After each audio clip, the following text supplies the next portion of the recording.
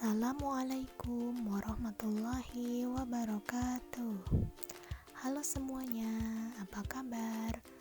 Nah, setelah tadi kita berkenalan di Zoom meeting, sekarang waktunya kita melakukan pembelajaran daring pendidikan agama Islam dan budi pekerti ya. Hari ini judul yang akan kita pelajari yaitu Bab 11 tentang toleransi sebagai alat pemersatu bangsa. Dan di sini ada subjudulnya yaitu toleransi, rukun, dan menghindarkan diri dari tindakan kekerasan. Nah, di sini ada 2 materi inti dan 1 tambahan. Yang pertama yaitu Quran Surat Yunus ayat 40-41. Yang kedua, Quran Surat Al-Maidah ayat 32 dan hadis sebagai tambahannya. Langsung saja kepada Quran Surat Yunus ayat 40-41 tentang toleransi dan kerukunan. A'udzubillahi minasyaitonirrajim. Bismillahirrahmanirrahim.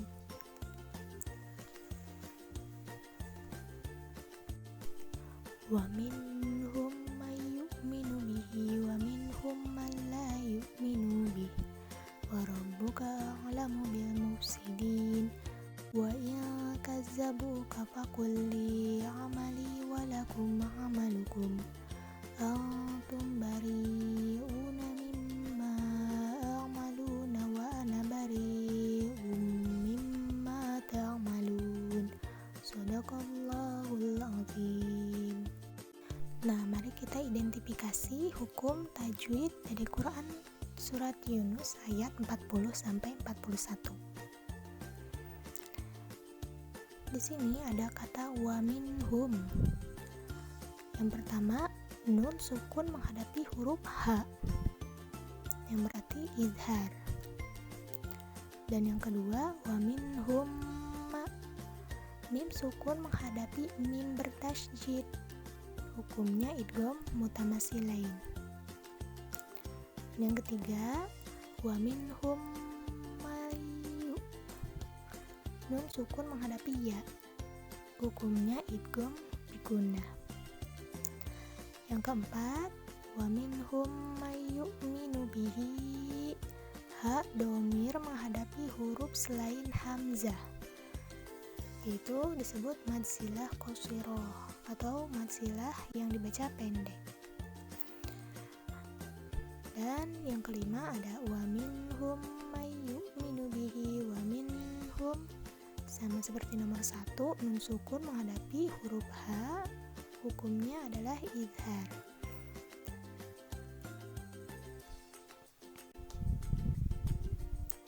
Sekarang ada terjemahannya dari Quran Surat Yunus ayat 40-41.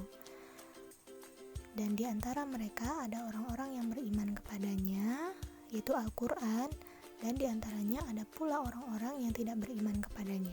Sedangkan Tuhanmu lebih mengetahui tentang orang-orang yang berbuat kerusakan. Dan jika mereka tetap mendustakanmu, Muhammad, maka katakanlah, bagiku pekerjaanku dan bagimu pekerjaanmu.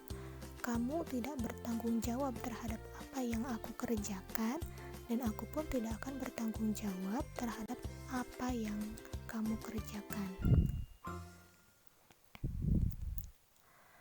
Lalu di sini ada isi kandungan dari Quran Surat Yunus ayat 40-41. Yang pertama yaitu Allah Subhanahu wa Ta'ala menjelaskan bahwa setelah Nabi Muhammad SAW berdakwah, ada orang yang beriman kepada Al-Quran dan mengikutinya serta memperoleh manfaat dari risalah yang disampaikan, tetapi ada juga yang tidak beriman dan mereka mati dalam kekafiran.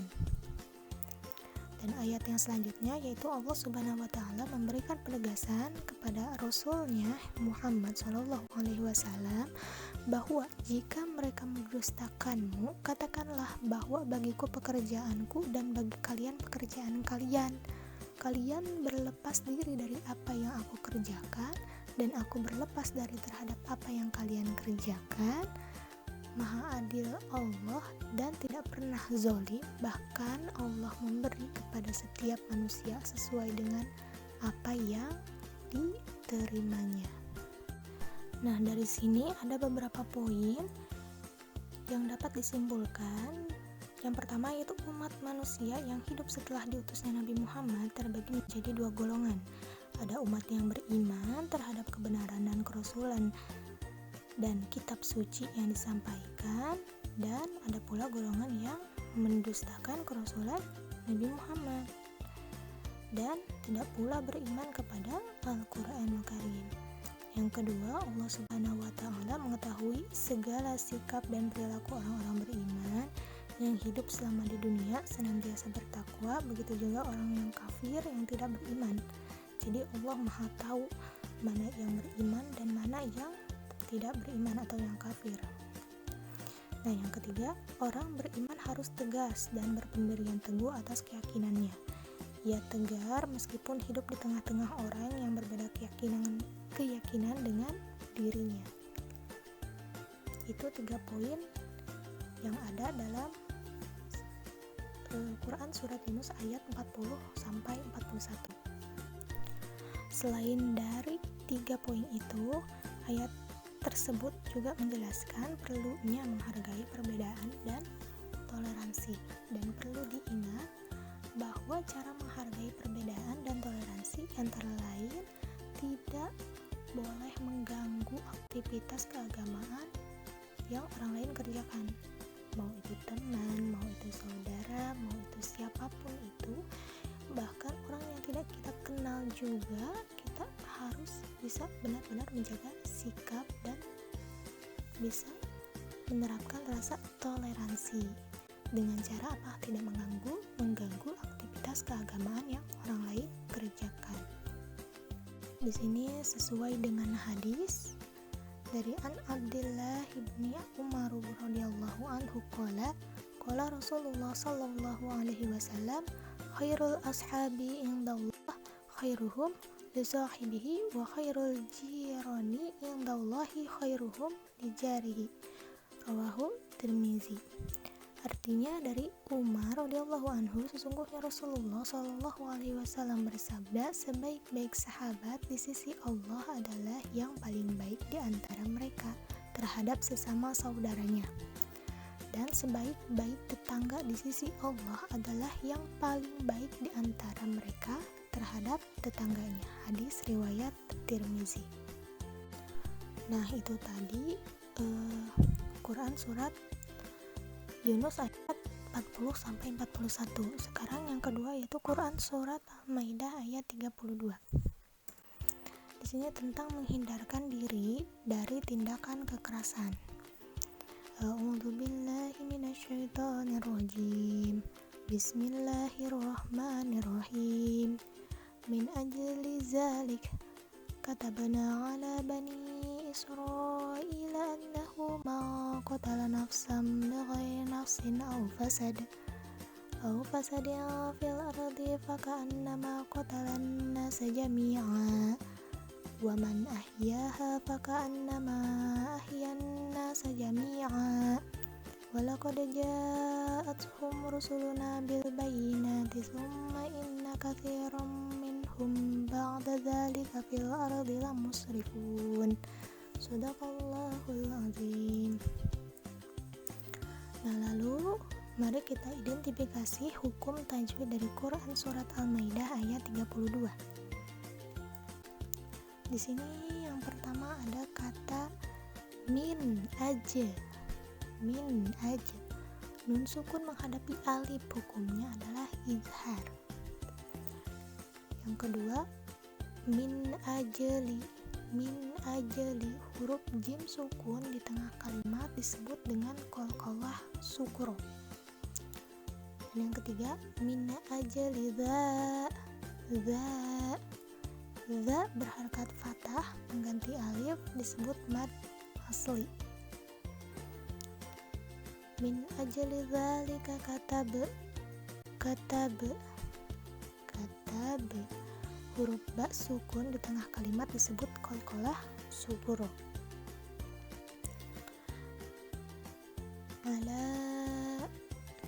Ala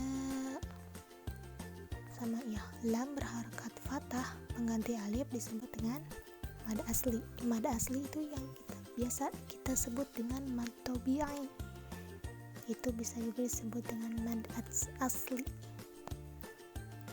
atau mad tabi'i. Lalu di sini ada terjemah dari Quran surat Al-Maidah ayat 32. Oleh karena itu, kami tetapkan suatu hukum bagi Bani Israel bahwa barang siapa membunuh seseorang bukan karena orang itu membunuh orang lain atau bukan karena berbuat kerusakan di bumi, maka seakan-akan dia telah membunuh semua manusia. Dan barang siapa memelihara kehidupan seorang manusia, maka seakan-akan dia telah memelihara kehidupan semua manusia. Sesungguhnya Rasul kami telah datang kepada mereka dengan membawa keterangan-keterangan yang jelas. Tetapi kemudian banyak di antara mereka setelah itu melampaui batas di bumi. Nah, itu terjemah dari Quran surat Al-Maidah ayat 32. Lalu di sini ada isi kandungan dari Quran surat Al-Maidah ayat 32. Yaitu Allah Subhanahu wa Ta'ala menjelaskan dalam ayat ini bahwa setelah peristiwa pembunuhan Qabil terhadap Habil, Allah Subhanahu wa Ta'ala menetapkan suatu hukum bahwa membunuh seorang manusia sama dengan membunuh seluruh manusia. Begitu juga menyelamatkan kehidupan seorang manusia sama dengan menyelamatkan seluruh kehidupan manusia.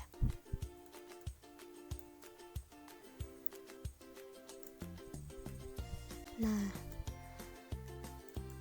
jadi toleransi itu sangat penting dalam kehidupan manusia, dalam kehidupan kita, baik dalam berkata-kata maupun dalam bertingkah laku.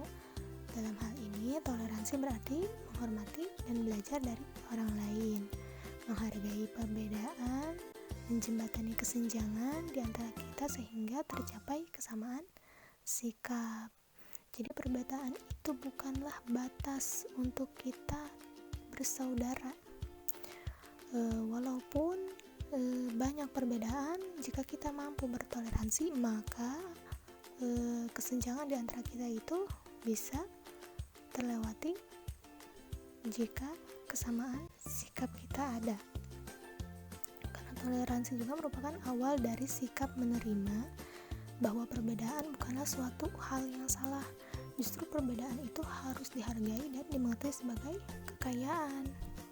Sebagai kekayaan misalnya perbedaan ras, perbedaan suku, perbedaan agama, perbedaan adat istiadat, perbedaan cara pandang, perbedaan perilaku, dan perbedaan pendapat. Dengan perbedaan tersebut diharapkan manusia bisa mempunyai sikap toleransi terhadap segala perbedaan yang ada dan berusaha hidup rukun baik individu dan kelompok serta kelompok dan kelompok yang lain. Nah, lalu dengan tindak kekerasan juga merupakan salah satu ulah nafsu manusia yang tak terkendali, yang bisa menyebabkan apa?